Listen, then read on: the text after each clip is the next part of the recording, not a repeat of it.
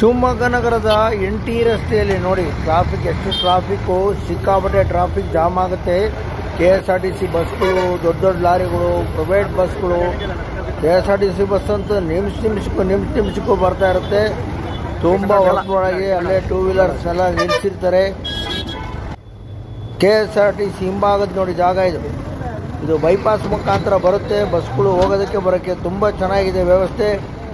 NT ರೋಡಲ್ಲಿ ಬಸ್ಗಳು ಬರೋದನ್ನು stop ಮಾಡಿ ನೀವು ಬೈಪಾಸ್ ರಸ್ತೆಯಿಂದ KSRTC ಹಿಂಭಾಗದಿಂದ ಬಸ್ಗಳನ್ನ ಎಂಟ್ರಿ ಮಾಡೋದಕ್ಕೆ ಅವಕಾಶ ಮಾಡಿಕೊಟ್ರೆ ಭಾಳ ಒಳ್ಳೆಯದಾಗುತ್ತೆ. ನಾನು ಶಿವಮೊಗ್ಗ ವಿರೂಪಾಕ್ಷ ಮಾತನಾಡ್ತಾ, ಶಿವಮೊಗ್ಗ ಜನತೆಯ ಪರವಾಗಿ ಮತ್ತು NT ರೋಡ್ ವರ್ತಕರ ಸಂಘದ ಅಧ್ಯಕ್ಷನಾಗಿ ನಾನು ಶಿವಮೊಗ್ಗ ವಿರೂಪಾಕ್ಷ ಹೇಳ್ತಾ ಇದ್ದೀನಿ. ಜಿಲ್ಲಾಡಳಿತ, KSRTC ಡಿಪೋದವರು ಮತ್ತು ಪೊಲೀಸ್ ಇಲಾಖೆ ಎಲ್ಲರೂ KSRTC ಬಸ್ಗಳು, ಪ್ರೈವೇಟ್ ಬಸ್ಗಳನ್ನ ಬೈಪಾಸ್ ರಸ್ತೆಯಲ್ಲಿ ಬಂದು ಹಿಂಭಾಗದ KSRTC ಮತ್ತು ಪ್ರೈವೇಟ್ ಬಸ್ ಸ್ಟ್ಯಾಂಡ್ ಹಿಂಭಾಗದಲ್ಲಿ